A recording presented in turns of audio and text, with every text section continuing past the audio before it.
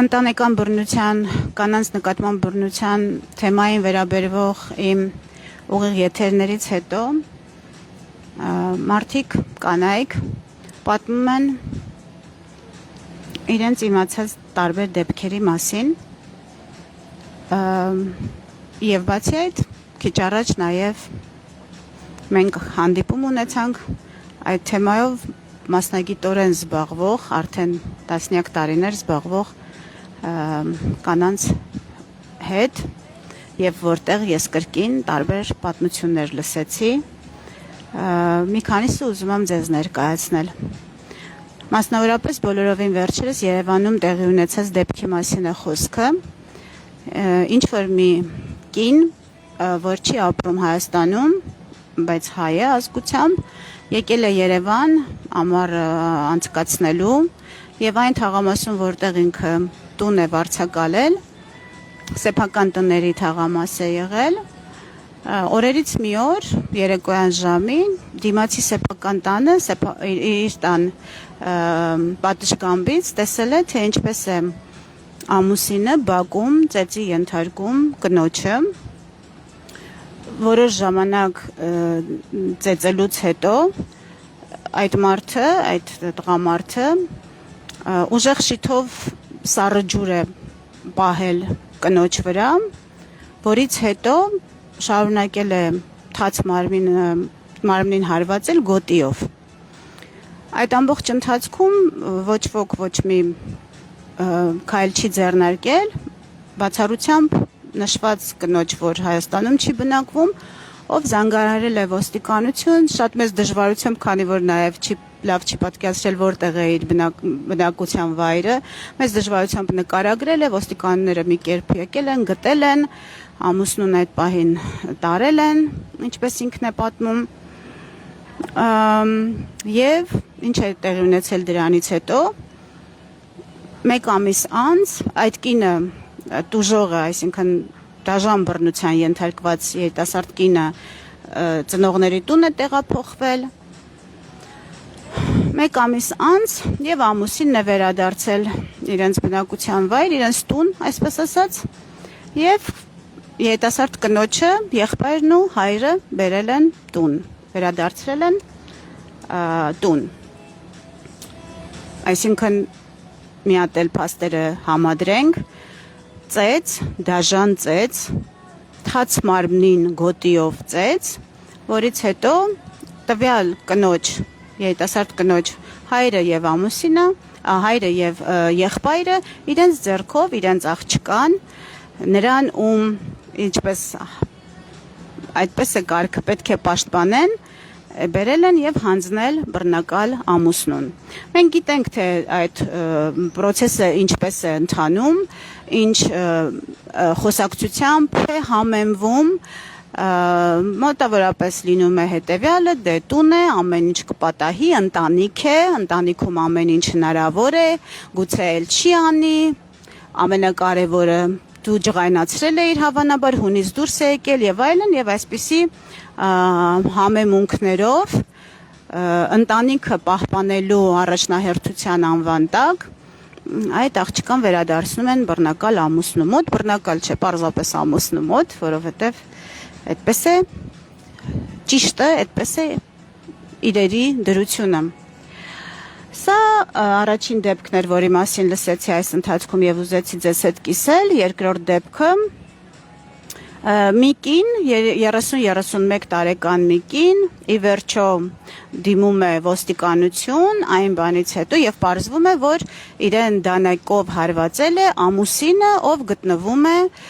հաշմանդամության սայլակի վրա, այսինքն հաշմանդամություն է ձեռք բերել ամուսնությունից հետո եւ սայլակի վրա է, չի կարողանում ինքնուրույն տեղաշարժվել եւ դանակով հարվածել է կնոջը եւ կինը դիմել է արդեն ոստիկանություն եւ այդ ամբողջ ընթացքում խոսակցության ժամանակ ինքը հաշմանդամություն ունի սայլակի վրա, ինչպես է կարողացել քեզ հարվածել, հնչել է հետևյալ պատասխանը, որ կոնկրետ հարվածի ժամանակ տղամարդը, երիտասարդ տղամարդը կնոջն ասել է մարտի 8-ի օրն է եղել, ասել է մոտեցիր, որ պատժեմ, շնորհավոր եմ, դանակ է ունեցել արդեն մոտը եւ այդ ընթացքում հարվածել է, բայց ինչ է պարզվել, պարզվել է, որ սա երկարաժամկետ տարիների իրավիճակ է եւ տվյալ կինը մշտապես հաշմանդամություն ունեցող ամուսնու կողմից ենթարկվել է ֆիզիկական բռնության եւ ինչ է ինքը ասել է որ ամուսինը ասել է արի մոտիկ արի ես քեզ պետքա ապտակեմ եւ կինը խոստովանել է որ ինքը չի պատկերացրել, որ կարելի է եւ չմոտենալ։ Ինքը մտածել է, որ ինքը պարտավոր է մոտենալ ամուսնուն, որպեսզի վերջինս նրան որպես պատժիչ այս կամ այն գործողության համար ապտակի եւ ինքը մոտեցել է եւ այդ ապտակը ստացել է այնքան, մինչեւ բանը հասել է դանակահարության։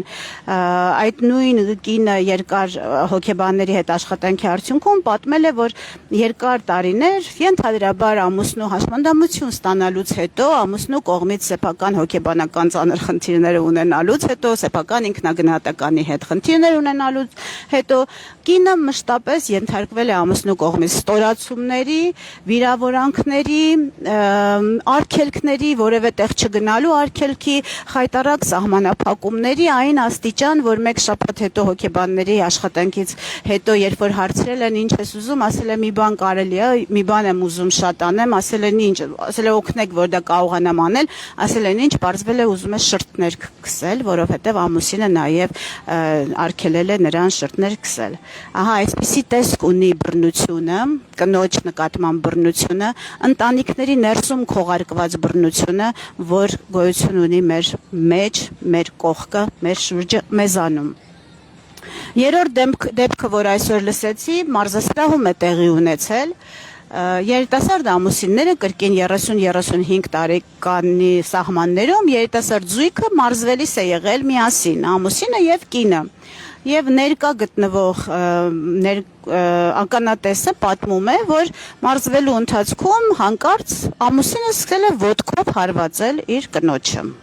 Ներկաները կրկին ոչինչ չեն ձեռնարկել, բացառությամբ այս կնոջ, ով աղմուկ է բարձրացրել, մոտեցել է, խոսակցություն է եղել, ոստիկանությունը կարծեմ կանչել, ուղղակի մարզասրահում մարզվելու ընթացքում ինչ որ պահի տակ գուցե ինչ-որ խոսքի վրա, գուցե ինչ-որ, չգիտեմ, գուցե կինը էլի ինչ-որ շատ սարսափելի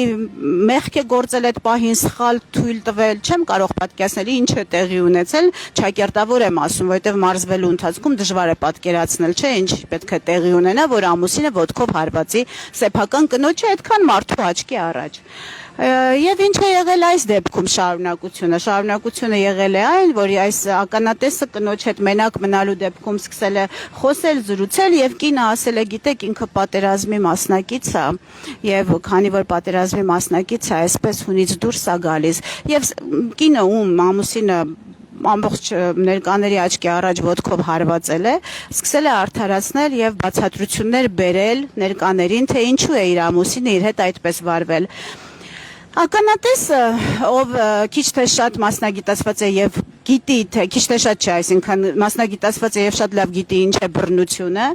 անմիջապես հարցրել է քո ամուսինը վերադարձից հետո պատերազմի ընտանիքի մյուս անդամների նկատմամբ այսպես վարվում է, այսինքն եթե ինքը պատերազմից հետո ձեռք է բերել հոգեբանական խնդիրներ եւ իրավունք ունի բռնություն գործադրել տարբեր իր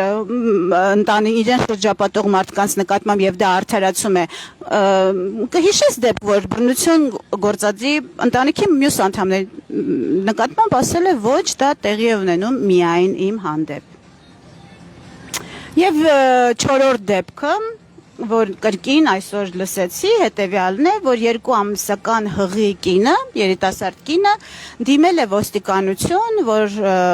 այն պատճառով, որ ամուսին իրեն ծեծի է ենթարկել 2 ամսական հղի կնոջը։ Արդյունքում ոստիկաններն ասել են դե մի մեծացրու, մի ուրճացրու պատմությունը եւ հետ են ուղարկել եւ հաղորդում նրանից չեն ստացել։ Սա ոնց որ եզակի դեպք չէ, ավելի շատ եզակի են այն դեպքերը, երբ որ բռնության ենթարկված կինը դիմում է ոստիկանություն եւ պատշաճ ընթացակարգով անցնում եւ պաշտպանություն գտնում, ինչը ի վերջո բոլոր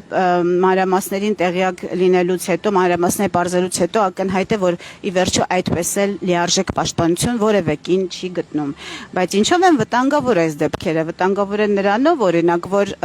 պարզապես մարդկանց կյանքի հետ գործ ունեն։ Այս հղի կնոջ դեպքում,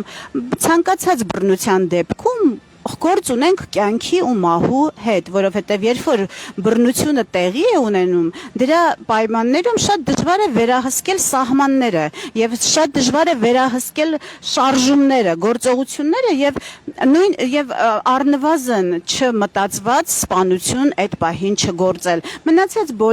բոլոր շերտերի մասին խոսել եմ, դեռ կխոսենք, երկար կխոսենք այս մասին, բայց հիմա ուղղակի դրա մասին եմ ուզում ասել, դրա վրա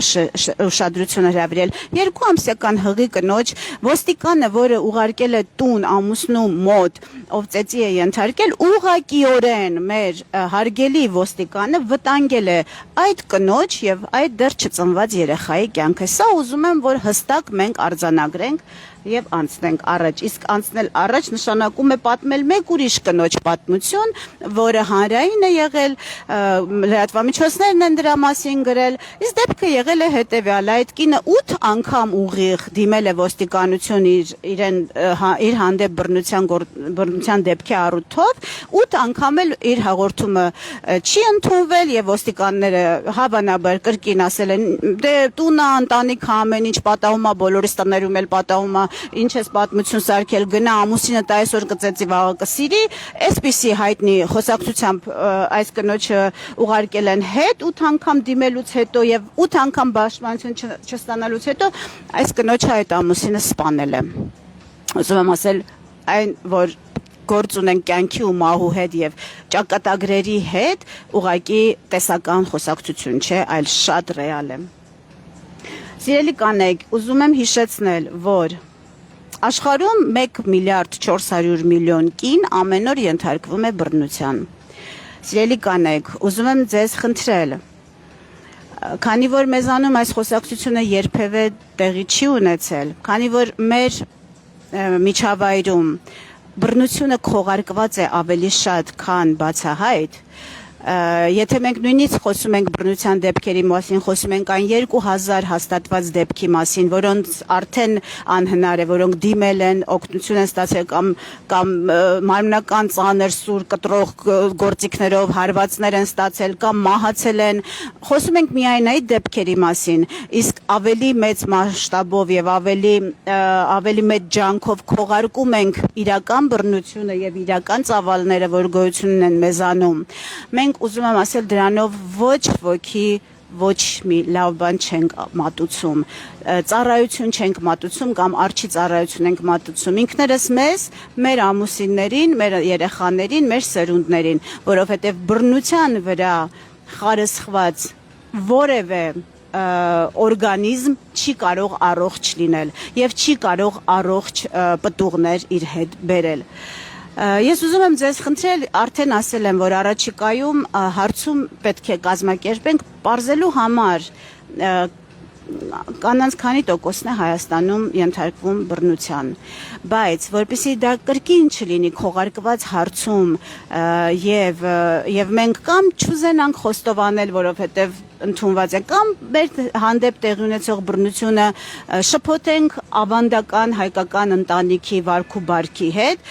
խնդրում եմ այս ընթացքում ուղղակի կարդալ, շատ կարդալ, կան աղբյուրներ, բաց աղբյուրներ, վստահելի աղբյուրներ, զեկույցներ, ուղղակի օգտագործել այդ գործիքը, որը նաև կրթվելու համար է շատ պիտանի, այդ հեռախոսը, որ մեր ձեռքում կա,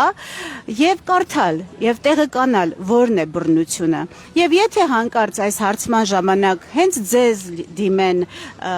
սոցիոլոգները եւ հարցեր տան, անկեղծ ուղղակի պատասխանել, որովհետև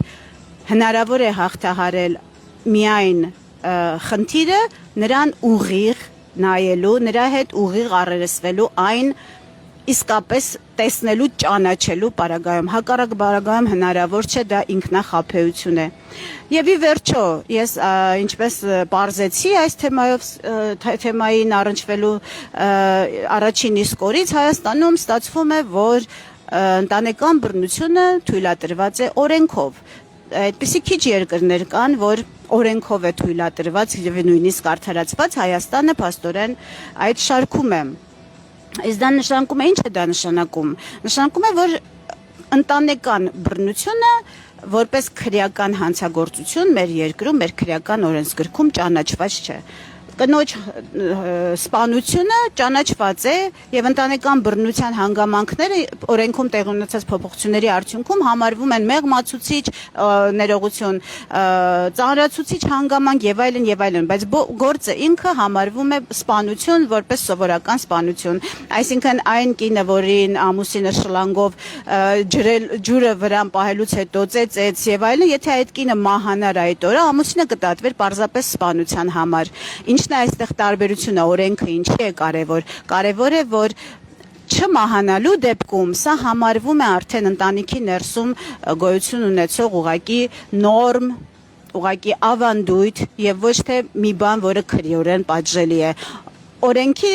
ընդունման դեպքում, երբ որ ընտանեկան բռնությունը պատժելի լինի օրենքով եւ քրեական հանցագործությունը ճանաչվի Հայաստանում, այս երիտասարդը ուղղակի կդատապարտվի սեփական կնոջը, սեփական ընտանիքի պատերի ներսում բռնության ենթարկելու համար։ Մի բան, որ այսօր Հայաստանում չի համարվում եւ չի ճանաչված որպես հանցագործություն, այլ ճանաչված է որպես ավանդույթ։ Ես նորից բոլոր կանանց ուզում եմ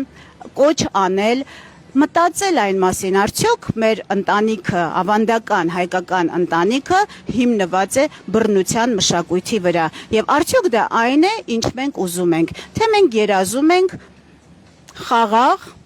սիրով եւ հարգանքով պատված ընտանիքի մասին, ընտանիքի մոդելի մասին։ Եթե մենք փոխադարձ սեր եւ հարգանք ենք ընտրում որպես ընտանիքի մոդել, ապա մենք դեռ շատ բան ունենք միասին անելու։ Հավանիչ տեսանյութը եւ բաժանորդագրվիչ նորությունները բաց չթողնելու համար